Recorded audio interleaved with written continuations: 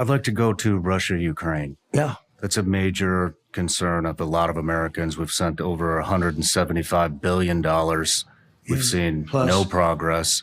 And so I think a lot of people want to know, when you get into office, if you get into office, will you be able to sit Zelensky and Putin down and have them negotiate a deal so that we can spend the next $175 billion on our own infrastructure? So let me tell you, two countries. Should have never happened, would have never, ever happened. And it didn't happen. For 4 years, there was no talk about Russia going in. And I knew Putin very well, got along with him actually great. And that's a good thing, not a bad thing. By the way, you know, people say, oh, he got along with the stupid press. They go, some of the stupid press. Some of the press is not stupid at all. But they say he got along with Putin. That's a terrible thing. He said, no, that's a good thing. He's got 1,800 nuclear weapons. So do we.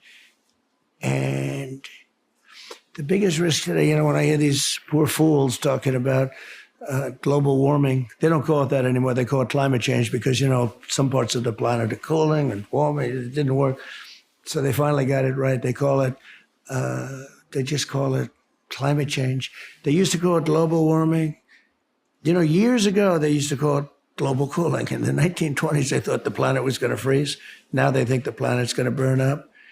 And we're still waiting for the 12 years. You know, we're down almost to the end of the 12-year period. You understand that, where these lunatics that know nothing, they weren't even good students at school. They didn't even study it. They said, we have 12 years to live. And people didn't have babies because they said, we only have another. No, it's so crazy. But the problem isn't the fact that the oceans in 500 years will raise a quarter of an inch. The problem is nuclear weapons. It's nuclear warming. The level of power of the nuclear weapon today, you take a look, go back many, many decades and look at Hiroshima, Nagasaki. That was so many years ago.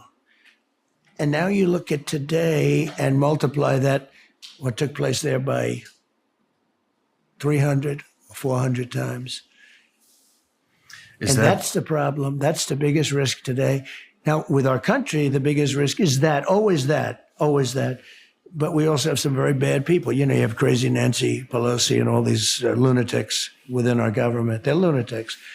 And it's a real problem.